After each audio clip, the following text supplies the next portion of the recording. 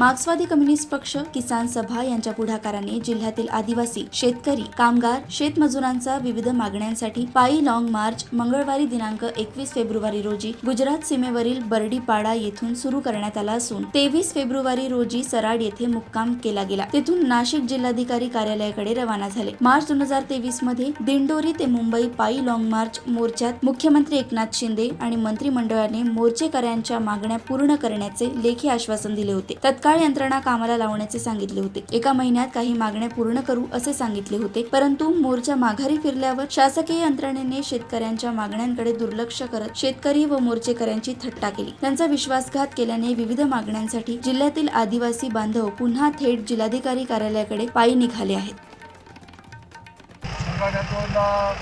बर्डीपाड्यापासून सुरू झालेला हा लॉंग मार्च आज बोरगावात येऊन पोहोचलेला आहे.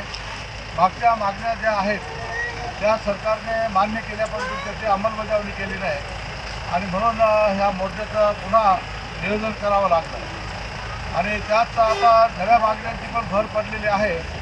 जे घरकुलासाठी वंचित लोक आहेत त्यांना घरकुल मिळालं पाहिजे. त्याचबरोबर कांद्याला निर्यात बंदी, कांद्याची उठवली पाहिजे आणि कांद्याचा हमीभाव किमान 2000 रुपये तरी मिळाला पाहिजे.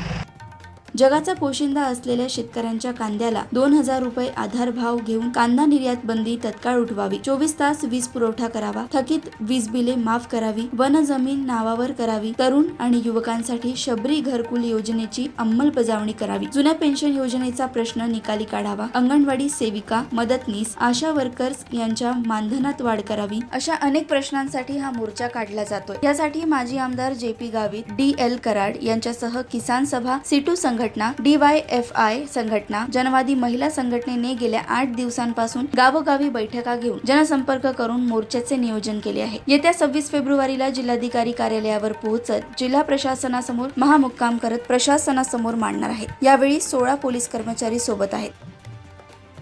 लक्ष्मण बागुल, जनमत लाईव्ह न्यूज, बोरगाव.